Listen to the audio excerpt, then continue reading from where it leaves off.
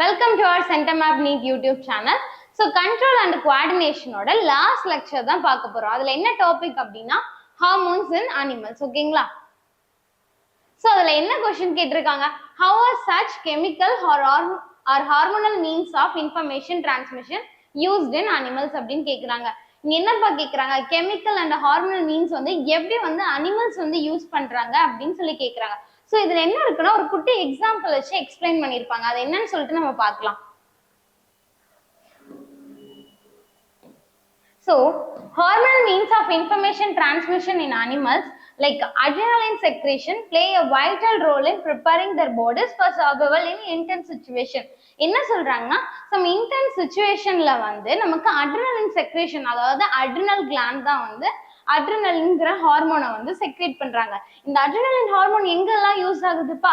Like they are telling that some intense situation. So அதோட examples பார்க்கலாம். When animals like squirrels face fear, their body undergoes rapid biochemical changes to prepare for either fight or flight mechanism அப்படின்னு சொல்றாங்க. இப்ப squirrels வந்து ஏதாச்சும் பார்த்து பயப்படுதுன்னு வச்சுக்கோங்க, ஒன்னு அது என்ன பண்ணும், அந்த சிச்சுவேஷன்ல இருந்து ஒன்னு ஃபைட் பண்ண ஆரம்பிக்கும். அப்படி இல்லைன்னா என்ன ஆகும், அதுல இருந்து எஸ்கேப் ஆகும். அப்ப யார் வந்து ஹெல்ப் பண்றாங்க? which is the hormone adrenaline. Then these changes are directed by adrenaline, a hormone secreted by the adrenal gland. So இப்போ நம்ம சொன்னது எதை சொல்றாங்க? The hormone is adrenaline which is secreted by the adrenal gland. Then the role of hormones in transmission. So hormonal signals like adrenaline are secreted by endocrine glands, specifically by the adrenal gland located at top of kidneys. Unlike nerve impulses, hormones travel through the bloodstream, enabling widespread communication to almost all tissues in the body simultaneously. So நம்ம nerve impulse அந்த நியூரான்ஸை பற்றி படிச்சிருப்போம். ஓகேங்களா? அது எப்படி இருக்கும்? ரொம்ப ஃபாஸ்ட்டாக இருக்கும், எலக்ட்ரிக்கல் இம்பல்ஸாக இருக்கும். ஃப்ரம் நியூரான் டு நியூரான் வந்து இந்த சிக்னல்ஸ் எல்லாமே கேரி ஆகுது. பட் இது நம்ம வந்து பார்க்குறோம்ல எண்டோக்ரைன் கிளாண்ட், இவங்க என்ன பண்ணுவாங்க அப்படின்னா டைரக்டா ஹார்மோன்ஸை வந்து பிளட்ல ரிலீஸ் பண்ணுவாங்க. ஓகேங்களா? ஸோ டிஃப்ரென்ஸ் என்ன அப்படின்னா எண்டோக்ரைன் கிளாண்ட்ஸ்க்கு வந்து டக்ஸ் எதுவுமே கிடையாதுனால டைரக்டா ஹார்மோன்ஸ் எல்லாமே வந்து பிளட் ஸ்ட்ரீம்ல ரிலீஸ் ஆகும். இங்க அதுதான் சொல்லியிருக்காங்க. அன்லைக் நர்வ் இம்பல்சஸ்னா ஃப்ரம் நியூரன் டு நியூரன் அது ரொம்ப ஃபாஸ்டாகவும் இருக்கும். அண்ட் ஆல்சோ நமக்கு தெரிஞ்ச மாதிரி எப்படி இருக்கும்னா ஒரு நியூரான்ல இருந்து இன்னொரு நியூரானுக்கு டிராவல் ஆகுறது அந்த மாதிரி தான் இருக்கும், தவிர it's not to all the parts. But here எப்படி இருக்கு, ஹார்மோன்ஸ் வந்து நம்மளோட பிளட் ஸ்ட்ரீம்ல வந்து இருக்கு. Then this mechanisms allows the body to prepare for action on a large scale, synchronizing various systems for either fightingங்கிறது இங்க டிஃபென்ஸ் சொல்றாங்க, then flightங்கிறது like escape. This dual readiness is crucial because responding effectively requires contribution from multiple tissues all working in harmony. அப்படின்னா எல்லாமே வந்து சேர்ந்து work பண்றது தான் வந்து இங்க சொல்லியிருக்காங்க. ஸோ உங்களுக்கு ஏதாச்சும் சொல்லி தரதுல if you are having doubt, உங்களுக்கு என்ன டவுட்ஸ்லாம் இருக்கோ அது எல்லாமே கமெண்ட்ஸ்ல போடுங்க, அதை பார்த்துட்டு கண்டிப்பா ரிப்ளை பண்ணுவோம். ஓகேங்களா? Next physiological changes triggered by adrenaline. இப்போ நமக்கு adrenaline ஹார்மோன் வந்து செக்ரீட் ஆகுது. அதாவது நீங்க இப்போ ஒரு பயப்படுறீங்க, இப்போ நீங்க ஒரு ஸ்டேஜ்லயே போய் ஸ்பீச் வந்து கொடுக்குறீங்கன்னு வச்சுக்கோங்க, ஃபர்ஸ்ட் டைம் அப்போ ரொம்ப நமக்கு நர்வஸா இருக்கும்ல, அந்த டைம் நம்ம பயப்படுவோம்ல, இந்த மாதிரி எல்லா சுச்சுவேஷன் அப்பயும் யார் வந்து தருவாங்க, லைக் இந்த ஹார்மோன் வந்து adrenaline வந்து செக்ரீட் ஆகுது. இப்போ இந்த ஹார்மோன் செக்ரீட் ஆகிறதுனால என்னென்னலாம் வந்து ட்ரிகர் பண்ணுது, what are the physiological effects? So adrenaline also known as epinephrine. So இதை நீங்க நோட் பண்ணிக்கோங்கப்பா, adrenaline epinephrine சொல்லுவோம். ஓகேங்களா? It triggers a range of physiological changes that prepare the body to respond. These changes include என்னென்ன அப்படின்னா, first one வந்து cardiovascular system. இந்த cardiovascular சிஸ்டம்ல இந்த adrenaline போய் என்ன பண்ணுது அப்படின்னா ஹார்ட் ரேட்டை வந்து இன்க்ரீஸ் பண்ண வைக்கும். ஓகேங்களா? ஃபர்ஸ்ட் என்ன பண்ணும், it increases the heart rate and cardiac output, then pumping blood more efficiently to muscles and vital organ. Vital organ important ஆன எல்லா ஆர்கன்ஸ்க்குமே, then muscles எல்லாத்துக்குமே வந்து blood flow வந்து increased வந்து கொடுக்குது. ஓகேங்களா? then blood vessels in non essential areas like நம்மளோட digestive systemல என்ன ஆகும்னா கன்ஸ்ட்ரக்ட், அங்க வந்து கான்ட்ராக்ட் ஆயிக்கும். இங்க எப்படி இருக்கும்னா blood flow வந்து கம்மியா இருக்கும், பட் blood pressure வந்து இன்க்ரீஸ்டா இருக்கும். so here I will write, இங்க எப்படி இருக்கும்னா blood flow வந்து கம்மியா தான் இருக்கும், பட் blood pressure வந்து இன்க்ரீஸ்டா இருக்கும். increased blood pressure and decreased blood flow. ஓகேங்களா? ஸோ இதுக்கு ஒரு நேம் நம்ம சொல்லலாம் இல்லப்பா, vasoconstriction.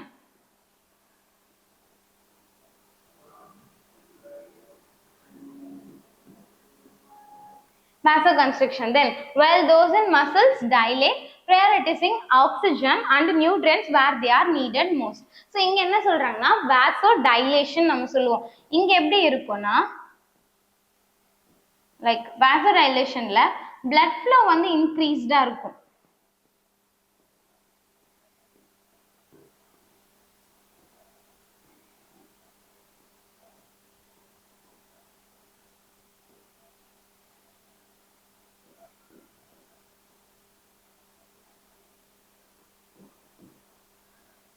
ஸோ இங்கே வந்து பிளட் ஃப்ளோ இன்க்ரீஸ்டாக இருக்குது, பிளட் ப்ரெஷர் வந்து டிக்ரீஸ்டாக இருக்குது. இங்கே பிளட் வெசல்ஸ் எல்லாமே என்ன ஆகும், வைடன் ஆகும். ஓகேங்களா?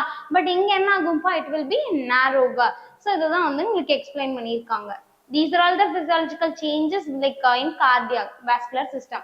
Then respiratory system. So it relaxes the muscles around the airways.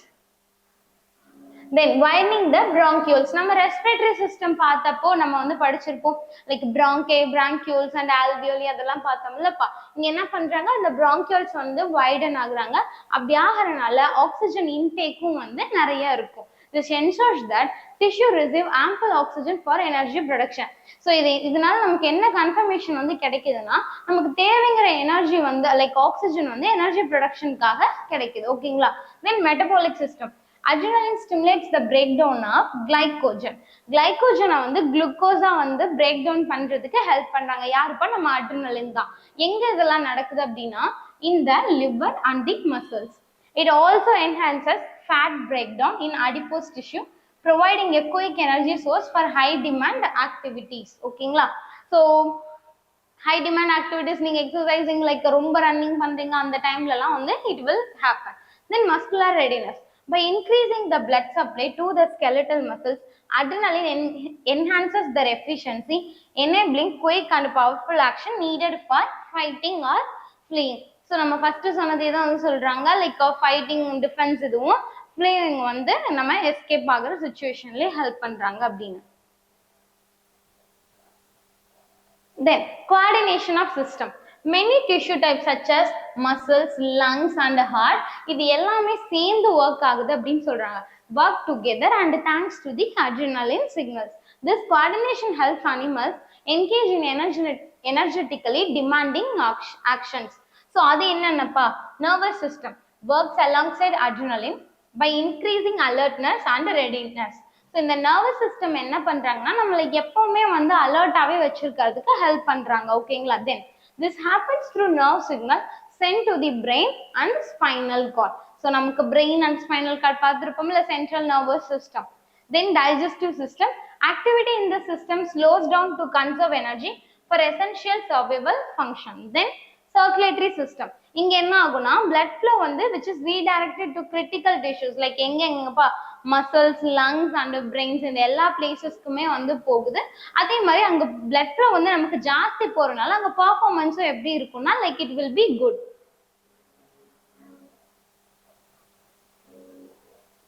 Then next ஒரு கொஸ்டின் கேட்டிருக்காங்க. Plants have hormones that control their directional growth. What function do animal hormones perform?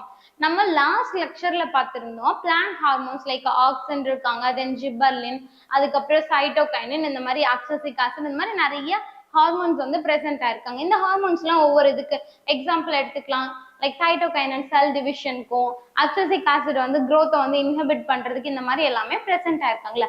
So அந்த மாதிரி animal hormones வந்து எப்படி perform பண்றாங்க, what are all the functions அப்படின்னு கேட்குறாங்க. Function of animal hormone first வந்து ரெகுலேஷன் ஆஃப் growth வந்து regulate பண்றாங்க. இதுக்கு யார் வந்து ஹெல்ப் பண்றாங்கன்னா, அந்த growthங்கிற வேர்ட்லயே இருக்கு உங்களுக்கு the growth hormone. ஓகேங்களா? So growth hormone GH which is produced by the pituitary gland regulate overall body growth. இந்த growth hormone வந்து pituitary gland which is also known as the master gland.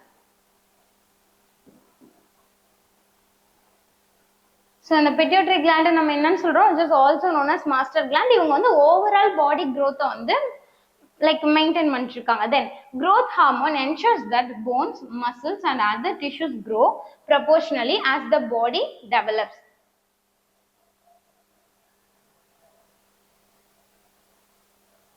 Then controlled development. இங்க என்னன்னா நமக்கு baby வந்து form ஆனதுக்கு அப்புறம் அதுக்கு வந்து எசென்ஷியலா லைக் க்ரூஷியல் பீரியட் இருக்கும், எல்லாமே வந்து டெவலப் ஆகணும் கரெக்டா அப்படின்னு சொல்லிட்டு அந்த டைம்ல எந்த ஹார்மோன் போய் ஹெல்ப் பண்றாங்கன்னா which is thyroxine, which is secreted by the thyroid gland. So இந்த தைராக்சின் ஹார்மோன் தான் என்ன பண்றாங்க, ஹெல்ப் பண்றாங்க.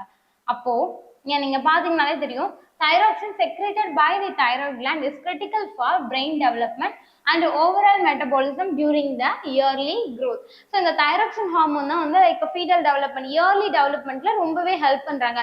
இஃப் இன்கேஸ் வந்து தைராக்சின் ஹார்மோன் வந்து இன்சஃபிஷியண்டா இருக்கு அப்படிங்கிறப்ப என்ன ஆகும்னா அந்த பேபியோட growth ஓவராலா வந்து அஃபெக்ட் ஆக ஆரம்பிக்கும். தென் comparison to plant hormones. While plant hormones like auxin and gibberellin govern growth in response to environmental cues like light or gravity, animal hormones operate within a more internally programmed frame network. So இங்க வந்து plant hormone கூட வந்து compare பண்றாங்க. Like நம்ம பார்த்தோம்ல இப்போ auxin கிப்பர்லின், அது வந்து என்ன சொல்றாங்கன்னா லைக் ஆக்சின் வந்து என்ன ஆகுனா இப்போ ஒரு பிளான்ட் வந்து க்ரோ ஆகுது அப்படிங்கிறப்போ இப்போ டுவர்ட்ஸ் லைட் அதுக்கேற்ற மாதிரி பெண்ட் ஆகி அது வந்து எலாங்கேட் ஆக ஆரம்பிக்கும். ஓகேங்களா? அப்போ அனிமல் ஹார்மோன்ஸும் வந்து என்ன பண்றாங்கன்னா they are operating within more internally programmed framed network.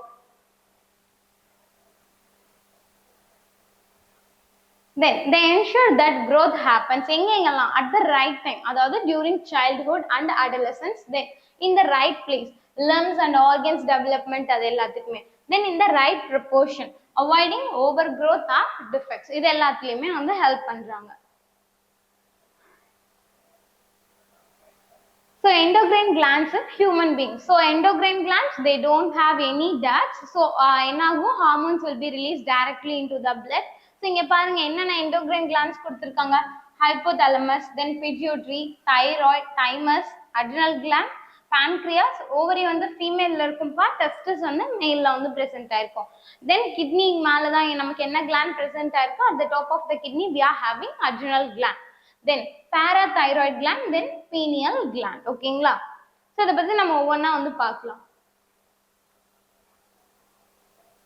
So iodine and thyroxine அதை தான் நம்ம பார்க்க போறோம், which is thyroid hormone. So அயோடினோட ரோல் என்ன அப்படின்னா, iodine is a key element needed by the thyroid gland to produce the thyroxine. So thyroxine hormone produce பண்ணணும் அப்படின்னா அயோடின் வந்து கண்டிப்பா தேவை.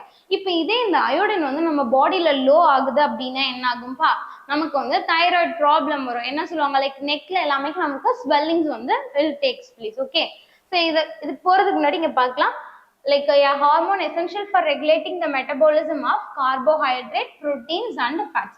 So proper metabolism provides the energy and raw material necessary for growth and repair.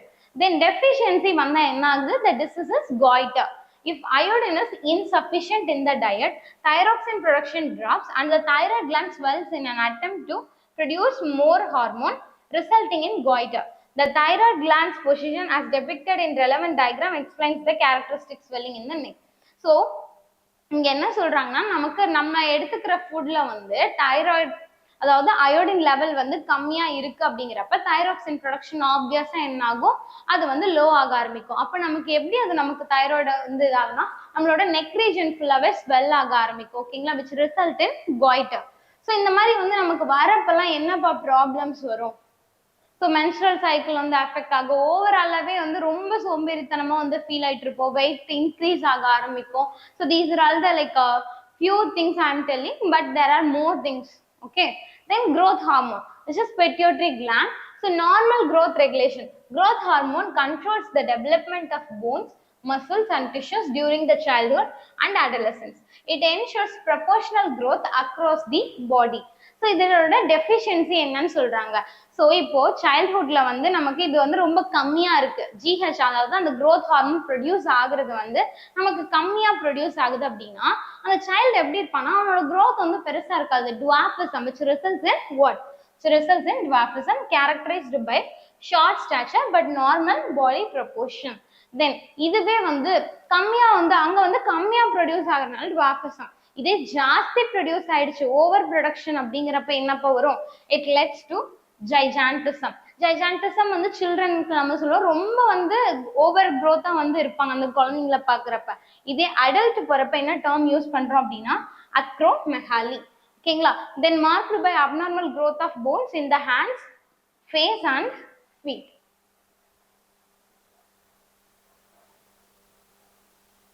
Then puberty and sexual hormone. So இதில் ரெண்டு hormone பார்த்தோம், ovaries ஒன்று, இன்னொன்று வந்து டெஸ்டோஸ்டிரான். ஓகேங்களா. ஸோ இந்த டெஸ்டோஸ்டிரான் வந்து எங்கே ப்ரொடியூஸ் ஆகுது? Secreted by the testis. It triggers the development of secondary sexual character. என்னன்னா லைக் ஃபேஷியல் ஹேர், அதுக்கப்புறம் மென்ல எல்லாம் பாத்தீங்கன்னா வாய்ஸ் வந்து டீப்பரா இருக்கும். லைக் அடலசன்ட் பீரியட் வந்து ஒரு 13-14 ஏஜ் உங்களுக்கு வரப்ப என்ன ஆகும்? வாய்ஸ் வந்து ரொம்ப டீப்பரா இருக்கும். ஓகேங்களா. Then increased muscle mass, then facial hair. These are all the secondary sexual character.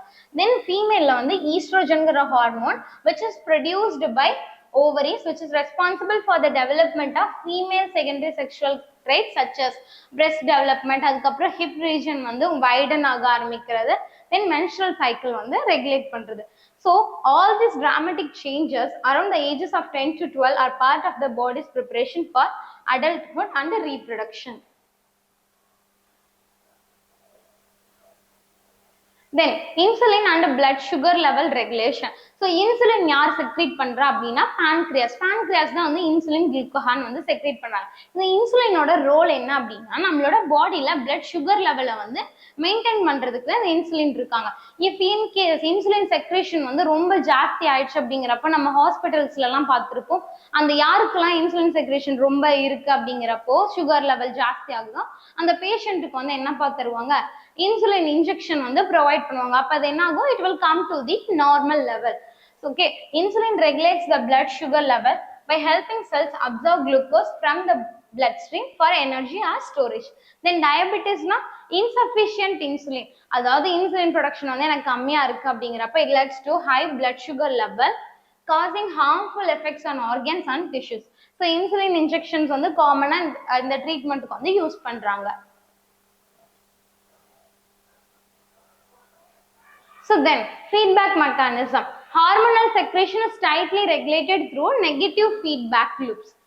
Then for example என்ன சொல்லியிருக்காங்கன்னா high blood sugar level triggers insulin secretion by the pancreas. இப்போ blood sugar level ரொம்ப ஜாஸ்தி ஆயிடுச்சு அப்படின்னா என்ன பண்ணுது? They are triggering the insulin secretion. Then when sugar level normalize ஆகுறப்ப insulin secretion வந்து decrease ஆயிடும், which ensures the balance. So இந்த NCERT நமக்கு இது ஒரு டேபிளர் காலம் கொடுத்திருப்பாங்க, the hormone, endocrine gland and function.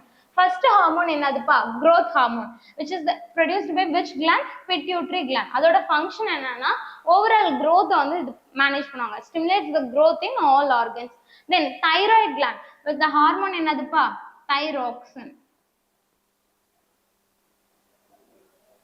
It regulates metabolism for the body growth. Then insulin, which is secreted by pancreas, it regulates the blood sugar level. Then testosterone gland வந்து testis, இவங்க என்ன பண்ணுவாங்க? Development of secondary sexual character.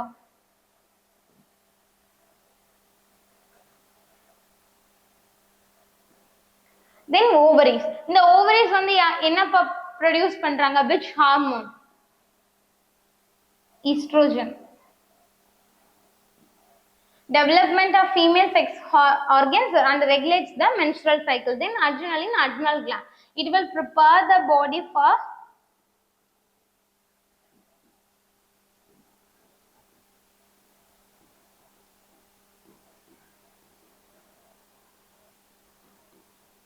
fight and flight response.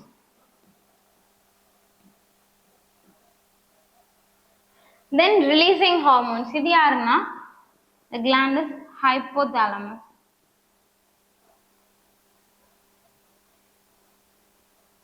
Stimulates pituitary gland to release the hormones.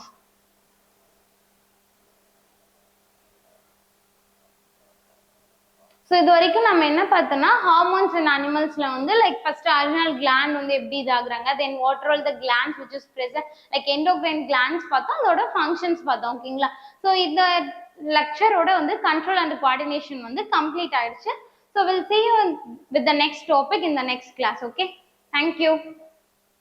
Sendomab, you dare to dream, we care to accomplish.